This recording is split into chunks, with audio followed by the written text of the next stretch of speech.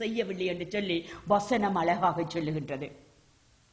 நீதிமொழிகள் 18:21 அழகாக சாலமோன் அரசன் சொல்லுகின்றார், மரணமும் ஜீவனும் நாவின் அதிகாரத்திலே இருக்கின்றது. மரணமும் ஜீவனும் நாவின் அதிகாரத்திலே இருக்கின்றது. அதில் பிரியப்படுகிறவர்கள் அதின் கனியை புசிப்பார்கள். அல்லேலூயா. நீர் எதிரே பிரியப்படுகிறீர்கள்? நீங்கள் எதிரே பிரியப்படுகின்றீர்கள்? மரணமும் நம்முடைய நாவிலே தான் இருக்கின்றது. வாழ்வு நம்முடைய நாவிலே தான் இருக்கின்றது. ஆசீர்வாதமும் நம்முடைய நாவிலே தான் இருக்கின்றது. சாபமும் நம்முடைய நாவிலே தான் இருக்கின்றது. எல்லா அதிகாரங்களையும் நமக்கு கொடுத்த தேவன் நமக்குள்ளே இருப்பார். ஆனால் நாங்கள் இதை தெரிந்து கொள்வோம். அடுத்ததாக அவிசுவாசமும் சந்தேகமும் மரணத்தையும் கோபாக்கினையும் கொண்டு வருகின்றது. மூன்றாவதாக என்ன நடக்கின்றது? அவிசுவாசமும் சந்தேகமும் என்னத்தை கொண்டு வருகின்றது? மரணத்தையும் கோபாக்கினையும் கொண்டு வருகின்றது. அவிசுவாசம் எங்கேயோ அங்கே சந்தேகம் வருகின்றது. அந்த சந்தேகம் அங்கே என்னத்தை கொண்டு வருகின்றது? மரணத்தையும் கோபாக்கினையும் கொண்டு வருகின்றது என்று சொல்லி வசனம் அழகாக சொல்லுகின்றது. யோவான் 3:36 வசனத்தில், குமாரனிடத்திலே விசுவாசமாயிருப்பவன் நித்திய ஜீவனை உடையவனாயிருக்கின்றான். குமாரன் யார்? இந்த குமாரன் இயேசு கிறிஸ்துவே. இந்த குமாரன் நமக்காக பாடுகளை அனுபவித்து நம்முடைய பாவங்களையும் நம்முடைய சாபங்களையும் ஏற்றுக்கொள்ள தேவ குமாரனாக உலகத்துக்குள்ளே வந்த மனுஷகுமாரன் இயேசு கிறிஸ்து. குமாரனிடத்திலே விசுவாசமாயிருப்பவன் நித்திய ஜீவனை உடையவனாயிருக்கின்றான். குமாரனை விசுவாசியாதவனோ ஜீவனை காண்பதில்லை. தேவனுடைய கோபம் அவன் மேல் நிலைத்து நிற்கும் என்றான். யோவான் ஸ்நானன் வந்த வேளையில இயேசுவை குறித்து இவ்வண்ணமாக சாட்சி கொடுத்தார். குமாரனிடத்திலே விசுவாசமா இருப்பவன் தான் எப்படியாக இருப்பான்? அந்த நித்திய ஜீவன். அதற்காகத்தான் நாங்கள் ஓடுகிறோம், பாடுகிறோம், ஆடுகிறோம், வாழுகிறோம். அநித்தியமான இந்த உலகம் இன்று ஒரு நொடி பொழுதுக்குள்ளே அழிந்துவிடும். அந்த நித்தியத்துக்குள்ளே நாங்கள் போக வேண்டுமானால் குமாரனிடத்திலே நாங்கள் விசுவாசம் உள்ளவர்களாய் இருக்க வேண்டியவர்களாய் அழைக்கப்படுகின்றோம். எனவே அவிசுவாசம் உள்ளவன் என்ன செய்கிறான்? அவன் ஜீவனை காண்பதில்லை. அவனுக்குள்ளே அங்கே ஜீவன் இல்லை. மரித்த நிலை, ஆத்மாவிலே மரித்த நிலை. சகோதரிய, நீ எப்படிப்பட்டவராக இருக்கின்றாய்? தேவனுடைய கோபம் என்ன செய்கிறது? இப்படியான அவிசுவாசத்தின் மேல் நிலைத்து நிற்கிற மேல் தேவனுடைய கோபாக்கினை வருகின்றது. எபிரேயர் 3:12 அப்போஸ்தலனாகிய பவுல் எபிரேய சபைக்கு இவ்வண்ணமாக உணர்த்துகின்றார். சகோதரரே, ஜீவனுள்ள தேவனை விட்டு விலகுவதற்கு ஏதுவான அவிசுவாசம், ஜீவனுள்ள தேவனை விட்டு விலகுவதற்கு ஏதுவான அவிசுவாசம் உள்ள பொல்லாத இருதயம் உங்களில் ஒருவனுக்குள்ளும் இராதபடி நீங்கள் எச்சரிக்கையாக இருங்கள். அல்லேலூயா. ஜீவனுள்ள தேவனை விட்டு விலகுவதற்கு ஏதுவான அவிசுவாசம் உள்ள பொல்லாத இருதயம் உங்களில் ஒருவனுக்குள்ளும் இராதபடிக்கு நீங்கள் எச்சரிக்கையாயிருங்கள் என்று சொல்லி அப்போஸ்தலனாகிய பவுல் எச்சரிக்கின்றார். ஏனெனில் அவிசுவாசி என்ன செய்கிறான்? மரணத்தையும் கோபாக்கினைக்குள்ளும் தள்ளப்படுகிறவனாக இருக்கின்றான். அவிசுவாசிகளும் சந்தேகர்களும் தேவனது இளைப்பாறுதலில் பங்கு கொள்ள முடியாது. நாலாவதாக நாங்கள் எண்ணத்தை அறிகின்றோம், அவிசுவாசிகளும் சந்தேகம் கொள்பவர்களும் தேவனது இளைப்பாறுதலில் பங்கு கொள்ள முடியாது. நம்முடைய வாழ்க்கையின் நோக்கம் என்ன? நம்முடைய வாழ்க்கையின் நோக்கம் என்ன? அந்த ஜீவ கிரீடத்துக்காக நாங்கள் ஓடிக்கொண்டிருக்கிற இந்த நாட்களில அவிசுவாசம் நமக்குள்ளே இருக்குமானால் நாம் எப்படி ஜீவ கிரீடத்தை பெற்றுக்கொள்ள முடியும்? அவிசுவாசி என்ன செய்கிறான்? தேவனின் இளைப்பாறுதலே பங்கு கொள்ள முடியாதவனாக போய்விடுகின்றான். தேவனுடைய ராஜ்யத்துக்கும் அவனுக்கும் பங்கே இல்லை. இதை அழகாக எபிரேயர் 3:15 முதல் 19 வரையான வசனம் நமக்கு அழகாக விளங்கப்படுத்துகின்றது.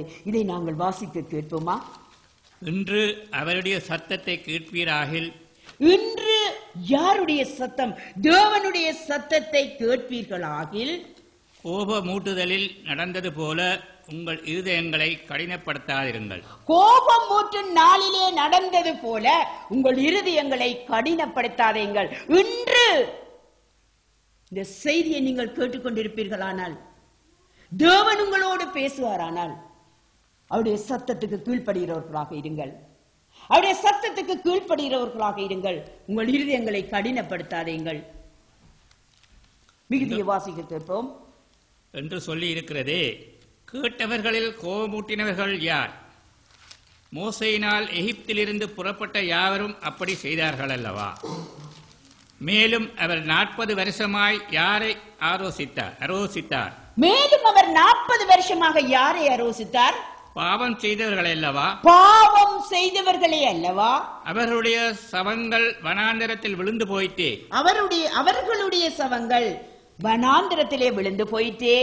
பின்னும் என்னுடைய இளைப்பாறுதலில் பிரவேசிப்பதில்லை என்று அவர் யாரை குறித்து ஆணையிட்டார்? யாரை? பின்னும் என்னுடைய இளைப்பாறுதலில் பிரவேசிப்பதில்லை என்று அவர் யாரை குறித்து ஆணையிட்டார்? கீழ்ப்படியாதவர்களை குறித்தல்லவா? கீழ்ப்படியாதவர்களை குறித்தல்லவா? இப்படியான அவிசுவாசிகள் கீழ்ப்படியாதவர்களை குறித்தல்லவா? ஆதலால் அவிசுவாசத்தினாலே அவர்கள் அதில் பிரவேசிக்க கூடாமல் போனார்கள் என்று பார்க்கிறோம். ஆதலால் அவிசுவாசத்தினாலே அவர்கள் அதில் பிரவேசிக்க கூடாமல் போனார்கள் என்று பார்க்கின்றோம். அல்லேலூயா. சகோதரனே, சகோதரியே, உன்னுடைய விசுவாசம் எப்படியாக இருக்கின்றது? அவிசுவாசி தேவனுடைய ராஜ்யத்துக்குள்ளே பிரவேசிக்க முடியாது. தேவனுடைய ராஜ்யத்துக்குள்ளே அவனுக்கு அங்கே பங்கும் இல்லை, பாகமும் இல்லையாக இருக்கின்றது. இங்கே அன்று வனாந்தரத்திலே மோசேயினாலே நடத்தப்பட்டவர்கள், வழிநடத்தப்பட்டவர்கள், அழைக்கப்பட்டவர்கள் சியோனுக்குள்ளே போக முடியாதபடிக்கு என்ன நடந்தது? தேவன் அவர்களை அழித்து போட்டார். நம்முடைய விசுவாசம் எப்படியாக இருக்கின்றது? நம்முடைய விசுவாசம் எப்படியாக இருக்கின்றது? அடுத்ததாக வாசிப்போமானால் 16 மார்க்கு 16:16 இவ்வனமாக சொல்லுகின்றது. விசுவாசம் உள்ளவனாகி ஞான ஸ்நானம் பெற்றவன் ரட்சிக்கப்படுவான், விசுவாசம் இல்லாதவனோ ஆக்கினைக்குள்ளாக தீர்க்கப்படுகிறான். விசுவாசம் யாரிடத்திலே? விசுவாசம் இயேசு கிறிஸ்துவே தேவன், இயேசு கிறிஸ்துவே என்னை ரட்சிப்பவர், இயேசு கிறிஸ்துவே அந்த நித்திய வாழ்வுக்கு வழி, இயேசு கிறிஸ்துவே என்னுடைய சாபங்களையும் பாவங்களையும் ஏற்றுக்கொண்டவர் என்று சொல்லி யார் விசுவாசித்து அவரை ஏற்றுக்கொள்ளுகின்றார்களோ, அவர்கள் ஏற்று ஞானஸ்நானம் பெற்றுக் கொள்ளுகிறார்களோ அவர்கள் ரட்சிக்கப்படுகிறார்கள். ஹல்லேலூயா. ரட்சிக்கப்படுகிறார்கள். விசுவாசியாதவனோ ஆக்கினைக்குள்ளாக தீர்க்கப்படுகின்றான். நீங்கள் எப்படியான நிலையிலே இருக்கிறீர்கள்?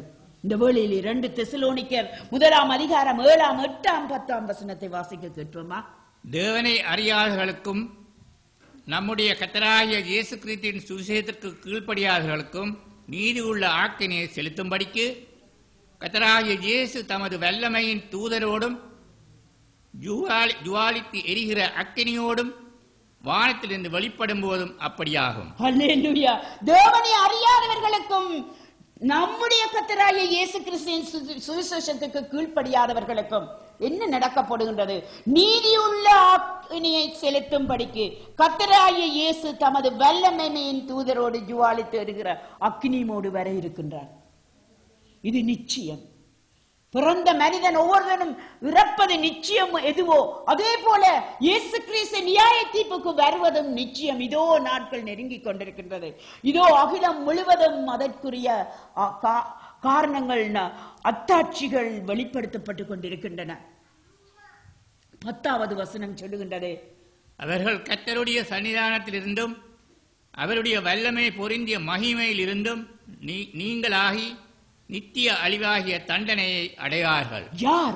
இந்த அவிசுவாசிகள் என்ன செய்கிறார்கள்? நித்திய அழிவாகிய தண்டனை அடைவார்கள்.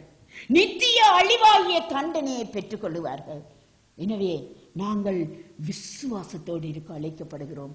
அவிசுவாசம் பாவம் மாத்திரமல்ல, தேவனுடைய வருகையிலே பங்கு கொள்ள முடியாதபடிக்கு நம்மை பின்வாங்க செய்கின்றது.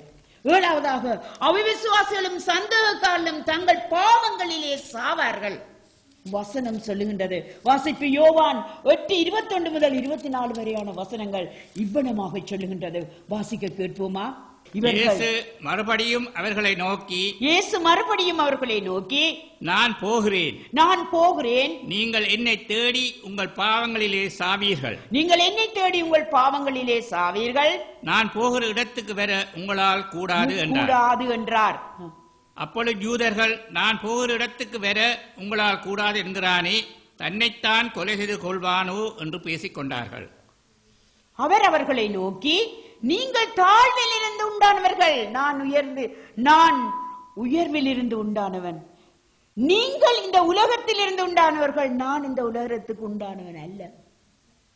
ஆகையால் நீங்கள் உங்கள் பாவங்களில் சாவீர்கள் என்று உங்களுக்கு சொன்னேன். நானே அவர் என்று நீங்கள் விசுவாசியாவிட்டால்